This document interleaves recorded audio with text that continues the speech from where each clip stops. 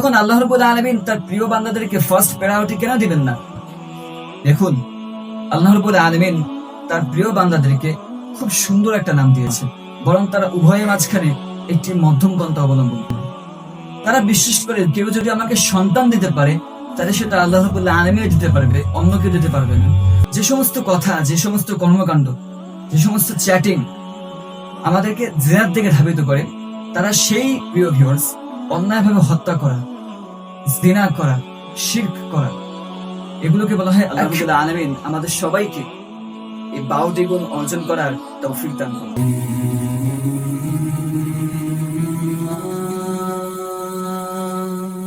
কারো কাছ থেকে কোনো কিছু পাওয়ার বা অর্জনের গুরুত্বপূর্ণ একটা হ্যাক হলো আপনি যার কাছ থেকে জিনিসটি চাইছেন তার কাছে সরাসরি না আছে তার প্রিয় মানুষ হয়ে ওঠা ট্রাই করুন।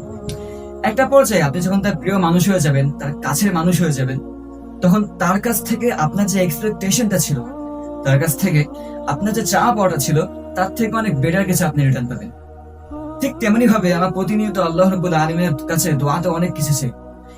এই ধরুন আমরা অনেকেই চাই যে ইস, আমি যদি বিশাল একটা বাড়ির মালিক হয়ে যেতে পারতাম, ইস আমি যদি অমুক কোম্পানির অমুক একটা পর্যায়ে জব করতে পারতাম, ইস আমি যদি আমার পুরো পরিবারটাকে নিয়ে হজ পালন করে আসতে পারতাম। কিন্তু একটা বিষয় আপনি ভেবে দেখুন, আপনি যদি আল্লাহ রাব্বুল আলামিনের একজন প্রিয় বান্দা হয়ে যান, তখন আপনাকে আর কোনো চাওয়া পাওয়া থাকতে পারে? আল্লাহ রাব্বুল আলামিন এই দুনিয়াতে যা কিছু সৃষ্টি করেছেন সবকিছু আল্লাহ রাব্বুল আলামিনের নিয়ামত। ইনফ্যাক্ট আমরা দোয়াতেও যা কিছু আল্লাহ রাব্বুল আলামিনের কাছে চাই সেগুলোও হচ্ছে আল্লাহ রাব্বুল আলামিনের নিয়ামত। আল্লাহ রাব্বুল আলামিন আমাদেরকে যে জান্নাত দিতে চান এটাও আল্লাহ রাব্বুল আলামিনের নিয়ামত। আল্লাহ রাব্বুল আলামিন যখন চান যে তার কিছু বান্দা অসুস্থতা থেকে সুস্থতা লাভ করুক, আল্লাহ রাব্বুল আলামিন যখন চান যে তার কিছু বান্দা ঋণ থেকে মুক্তি লাভ করুক, আল্লাহ রাব্বুল আলামিন যখন চান যে তার বান্দা জান্নাত লাভ করুক, তখন আল্লাহ রাব্বুল আলামিন তার প্রিয় বান্দাদেরকে ফার্স্ট প্রায়োরিটি কেন দিবেন না? দেখুন, আল্লাহ রাব্বুল আলামিন তার প্রিয় বান্দাদেরকে খুব সুন্দর একটা নাম দিয়েছে, ইবাদুর রহমান। তারা রহমানের বান্দা, তারা রহমানের গোলাম। তাদের মাঝে এবং আল্লাহ রাব্বুল আলামিনের মাঝে একটা দাসত্বের সম্পর্ক আছে, একটা আবদিয়াতের সম্পর্ক আছে। আল্লাহ রাব্বুল আলামিন তার প্রিয় বান্দা হওয়ার 12টি গুণাবলী উল্লেখ করেছেন সূরাতুল আল ফুরকানে। আজকে আমরা সেই 12টি গুণ সম্পর্কে জানবো ইনশাআল্লাহ। 1 নম্বর গুণাবলী হলো বিনম্র আচরণ। আল্লাহ রাব্বুল আলামিন বলেন, ওয়া ইবাদুর রহমানিল্লাযীনা ইয়ামশুনা আলাল আরদি হাওনা। যারা ইবাদুর রহমান, যারা রহমানের গোলাম, তারা যখন দুনিয়াতে চলাফেরা করে তখন বিনয়ী ভাবে চলাফেরা করে, বিনম্র ভাবে চলাফেরা করে।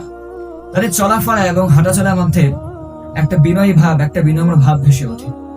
তাদেরকে দেখলে মনে হবে যে তাদের মধ্যে কোনো অহংকার নেই, তাদের মধ্যে কোনো হিংসা বিদ্বেষ নেই। 2 নম্বর গুণাবলী হলো বিতর্ক পরিত্যাগ করা। আল্লাহ রাব্বুল আলামিন বলেন, ওয়া ইযা খাতাবাহুমুল জাহিলুনা ক্বালু সালামা। যখন মূর্খরা তাদেরকে বিতর্কের জন্য অ্যাড্রেস করে তখন তারা সালাম জানিয়ে পাশ কেটে চলেছে। তারা নিজেদেরকে বিতর্কে কখনো এঙ্গেজ করে না, তারা অযথা কোনো কর্মকাণ্ডে নিজেদেরকে লিপ্ত করে না। 3 নম্বর গুণাবলী হলো কিয়ামুল লাইল আদায় করা। আল্লাহ রাব্বুল আলামিন বলেন, ওয়াল্লাযীনা ইয়াবিতুনা লিরাব্বিহিম সুজদান ওয়া কিয়ামা। তারা হলো এমন বান্দা যারা সিজদারত অবস্থায় ও দণ্ডায়মান অবস্থায় বিনিদ্র রজনী জাগরণ করে। শীতের রাত, কনকনে ঠান্ডা, আমরা সবাই কাঁথা কম্বল গায়ে দিয়ে ঘুমিয়ে আছি, কিন্তু যারা ইবাদুর রহমান, যারা রহমানের বান্দা, তারা মাঝরাতে নিরিবিলি অবস্থায় নিশ্চুপ ভাবে ঘুম থেকে উঠে সুন্দরভাবে পবিত্রতা অর্জন করে জায়নামাজে দাঁড়িয়ে সালাত আদায় করে। তারা সালাতের মধ্যে দীর্ঘক্ষণ কোরআন তেলাওয়াত করে।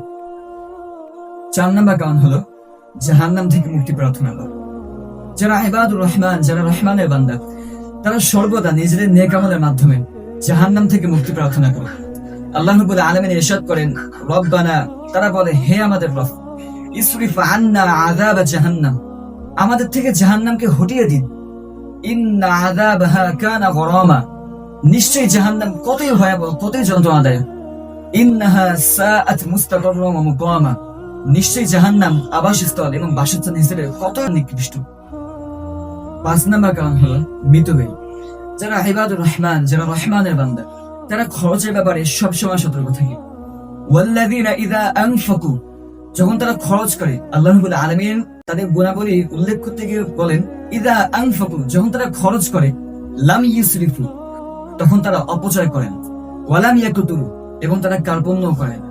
ওয়া কানা বাইনা যালিকা কাওয়ামা, বরং তারা উভয়ের মাঝখানে একটি মধ্যম পন্থা অবলম্বন করে।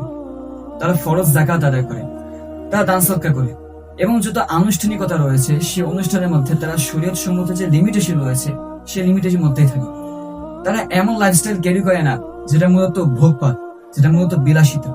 এই জন্য তো আল্লাহ রাব্বুল আলামিন বলেছেন ওয়া কানা বাইনা যালিকা কাওয়ামা, তারা উভয়ের মাঝখানে একটি মধ্যম পন্থা অবলম্বন করে। 6 নাম্বার কারণ হলো শিরক পরিত্যাগ করা। আল্লাহ রাব্বুল আলামিন বলেন ওয়াল্লাযীনা লা ইয়াদউনা মা'আল্লাহি ইলাহান আখার, যারা ইবাদুর রহমান, যারা রহমানের বান্দা, তারা আল্লাহ রাব্বুল আলামিনের সাথে কাউকে শিরক করে না। তারা বিশ্বাস রাখে যে আমার ইবাদত পাওয়ার একমাত্র অধিকারী হলো আল্লাহ রাব্বুল আলামিন। তারা বিশ্বাস রাখে যে আমাকে যদি কেউ শান্তি দিতে পারে তাহলে সেটা আল্লাহ রাব্বুল আলামিন দিতে পারবে, অন্য কেউ দিতে পারবে না। তারা বিশ্বাস করে আমাকে যদি কেউ রিজিক দিতে পারে তাহলে সেটা আল্লাহ রাব্বুল আলামিনে পারবে, অন্য কেউ পারবে না। তারা বিশ্বাস করে কেউ যদি আমাকে সন্তান দিতে পারে তাহলে সেটা আল্লাহ রাব্বুল আলামিন দিতে পারবে, অন্য কেউ দিতে পারবে না। 7 নম্বর গুণাবলী হলো অন্যায়ভাবে রক্তপাত না করা। আল্লাহ রাব্বুল আলামিন বলেন ওয়ালা ইয়াকতুলুনা আন-নাফসাল্লাতী হারামাল্লাহু ইল্লা বিল হক। আল্লাহ রাব্বুল আলামিন যাদেরকে হত্যা করতে নিষেধ করেছেন শরীয়ত সম্মত কারণ ছাড়া তাদেরকে হত্যা না করা। হ্যাঁ, যারা ইবাদুর রহমান, যারা রহমানের বান্দা, তারা কাফেরদের বিরুদ্ধে যুদ্ধ করবে। যারা আল্লাহ রাব্বুল আলামিনের শত্রু, যারা ইসলামের শত্রু, তাদের বিরুদ্ধে আল্লাহ রাব্বুল আলামিনের প্রিয় বান্দারা যারা ইবাদুর রহমান তারা সদা উদ্গ্রীব থাকবে। 8 নম্বর কারণ হলো ওয়ালা ইয়াজনুন, তারা জিনা করে না। তারা জিনা থেকে অনেক দূরে থাকে।